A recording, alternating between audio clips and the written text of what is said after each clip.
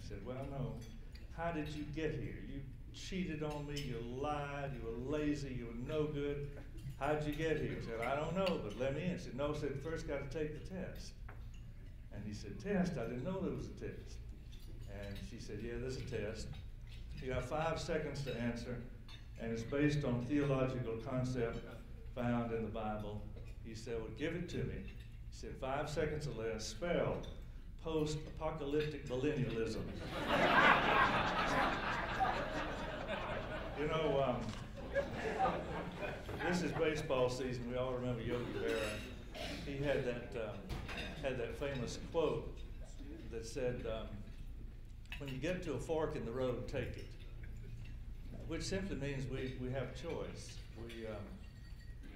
You had a choice of whether or not to be in this Rotary Club. You made the choice to be in it. And by making that choice, you chose to live by the 4-way test.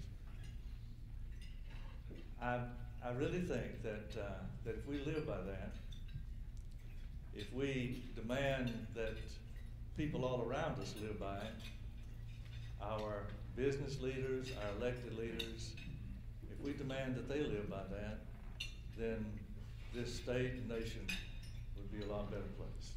That's all.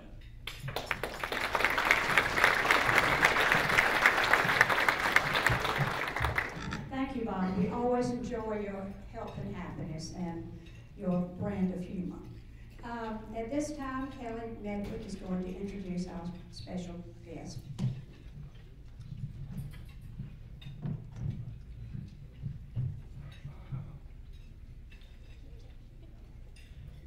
Good afternoon. I am a young Rotarian, but I still need reading glasses. It's my pleasure and my honor to introduce our guest speaker for today, South Carolina's representative for the 2nd District of the U.S. House of Representatives, Congressman Joe Wilson. His lifelong achievements have contributed to our nation's growth and security, and I'll name just a few today. But outside of the list of things he's done, there is one thing about Congressman Joe Wilson that everyone agrees on. He knows people, and a lot of them. His focus on uniting people toward a common goal has allowed him to fulfill his commitments of promoting peace through strong national defense and prosperity for Americans through limited government. His life in many ways paralleled the development of the conservative movement here in South Carolina. He was born in Charleston, and in 1960, he and his mother were volunteers at the Coastal Carolina Fair at a time when there was not a single elected Republican in the state, and there hadn't been one since 1902. When they asked for the location of the Republican booth, they were politely advised that there wasn't one. His mother then asked for the location of the Nixon booth, and they were directed to an area called the South Carolina Independence for Nixon Lodge. From there, he made his first visit to Washington, D.C. and was inspired to launch 16 teenage Republican clubs across the Low Country. He graduated from Washington and Lee in 1969 and earned his J.D. from the University of South Carolina School of Law in 1972. Then, he served his country as a member of the U.S. Army Reserves until 1975, then served as a staff judge advocate in the South Carolina Army National Guard. He retired from armed services in 2003 and as a colonel and as the only active Guard member serving in Congress. Before his election to Congress in 2001, he served in the South Carolina State Senate for 17 years with perfect attendance. He was the first Republican chairman of the Senate Transportation Committee, and currently he serves on the House Armed Services Committee, the Committee on Education and Labor, Committee on Foreign Affairs, and he was also appointed to the Republican Policy Committee and is an assistant Republican whip. He and his wife, Roxanne, are the parents of 4 sons, all of whom are Eagle Scouts and serve in the U.S. military and are the proud grandparents of 4 boys and 2 girls. Alan, his oldest son, was elected as South Carolina's Attorney General in 2010, the youngest in America. Alan is a major in the Judge Advocate General Corps, South Carolina Army National Guard, and proudly served for a year in Iraq. Addison is a graduate of the United States Naval Academy and a physician in the Navy who served a tour of duty in Iraq. Julian is a captain in the South Carolina Army National Guard and served on a peacekeeping tour in Egypt. And Hunter is a newly commissioned second lieutenant in the South Carolina Army National Guard. Please give a warm Rotarian welcome to a man who not only knows everyone, but remembers them too. Congressman Joe Wilson.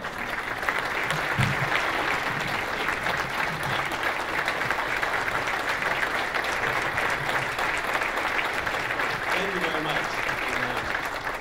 And fellow Rotarians, it's just humbling to be back with you, and I was so honored for JT to get in touch with me and encourage me to be here today, but I enjoy making up, but indeed, Columbia Rotary to me is the preeminent service club in South Carolina, and it's because of the people.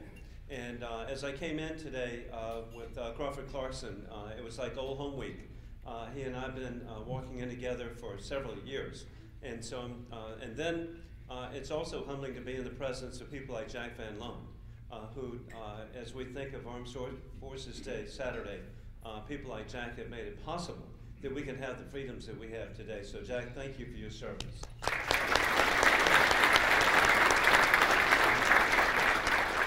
And really, Rotary to me is so important. It's the people, but it's also the philosophy. And Bob, you're so correct. The four-way test to me is just crucial. And every part of it means a lot to me. And I'm just so hopeful that I try to strive and live up to this every day. But it's also personal in another way. As a former president of the Casey Rotary, it's family. And I'm particularly grateful our number 3 son is here, Julian. And Julian is a member of the 5 Points Rotary Club. And then as we were going into grandchildren, we have some extraordinarily positive news coming around July 1. Little Sally Wilson will be arriving. So we're very grateful. And so that I can't tell you how happy Roxanne and I about Julian and Joy. And then number 1 son, Alan, is a member of the West Metro Rotary. And then I've been told, hey, don't talk about Rotary too much. I can't help it. I appreciate Rotary. And in fact, we are a Rotary office, beginning with Earl Brown. And so Earl, when I served in the state senate for 17 years, Casey Rotary would be on Tuesday. And so when the Senate was on session, I would make up. And for 17 years, it was tough. Earl would save me a seat. And so right here. And my favorite too, the sauerkraut and the hot dogs, which I had today, okay? And so the Seawell family, again, have meant a lot to me over the years. But so we are a Rotary office, and then with Bush Wallace as the former membership director for District 777. And then I'm just so grateful that our Chief of Staff, Eric Dell, helped start the Rotary Club on Capitol Hill. Our office in Aiken is led by Brian Isley of the Aiken Rotary Club. Chris Steele, she is a member of the Beaufort Rotary Club, our office in Beaufort. You can see a pattern developing, and that is we appreciate, all of us, what Rotary means. And then I've had the extraordinary opportunity, with your help, to promote Rotary around the world. I looked it up this morning, and because you should get credit for this, and that is, in June 1990, I took information on how to start Rotary clubs as I was an election observer in Sofia, Bulgaria, for the first 3 elections that they'd had. And when I got there, I gave information that was provided by this club on how to start a Rotary club. And we were in a hotel, and the guy I was with, who was ultimately elected to their parliament, when I gave him the material, he said, "Is this a political organization?" He whispered to me, "Is this," because we were being observed. And I said, no, it's not a political organization, it's a service organization. And for Bulgaria to be part of the modern world, I hope that you will work on establishing Rotary. Well, did he ever? There are now 85 clubs in Bulgaria. And then we found out that Rotary had actually existed in Bulgaria in the 1920s and 30s. Well, when the fascists came to power, they no longer could meet. And then when the communists came to power, the membership was decimated. But the records of the original Sofia Rotary Club had been taken out and buried in a field at a farm for the day that one day it returned, and it has. So over 85 clubs in a country just geographically a bit larger than South Carolina. And then, with your help too, I'm the contact for Rotary in Russia. There are over 80 clubs now across Russia where members of Rotary can network with people around the world. They can come by our office and they would be greeted warmly with Rotary memorabilia everywhere you look, and so, which is good. And so, and I'm really hopeful for that country that by networking with business men and women around the world, that indeed we can make a real positive effect for the people of Russia. And then I want to thank you for Polio Plus. Gosh, I'm so grateful in Congress to have been recognized as a champion of Polio Plus, and that is backing up. It's really your private efforts that have made such a difference. And then I'm very pleased. Annually, I get to meet the IRO president when they come in to Washington. And Charlie, it's great that I get to see and promote issues like potable water. This is really very, very important. And so I'm very proud to be a Rotarian. Now we'll get into Congress. Now, and I'm honored still to be a member of Congress too. And I really relate. My dear friend Lindsey Graham has said that every day for Joe Wilson in Congress is like Christmas, and it is. It's a combination of Christmas and 4th of July. And I'm still hopeful. I'm particularly excited because we have an extraordinary team from South Carolina, and that is that we have 4 new members from South Carolina. Now, it's somewhat frustrating to me. They're all Mason's age, so they're young guys, and so this is good. And 2/3 my age. It seems like half, Lynn, but it's just 2/3. And they are dynamic. With Tim Scott from my birthplace of Charleston, he's in the leadership. And that's been very important, and I'll get to that too. We're very grateful to have Tim represent our state. Jeff Duncan is a leader on energy issues. He and I work together very closely on Savannah Riverside. And then all of you have seen, and I'm very proud of Trey Gowdy as a solicitor. He knows how to ask the right questions and somewhat come to the truth. This is good, and that's what solicitors can do. And then I'm very grateful with Mick Mulvaney. He's a guy of numbers. That's tough. I handed out information from the Heritage Foundation. These numbers are mind-boggling, and so it's so good that somebody from our state is as capable as Mick to serve on the Budget Committee.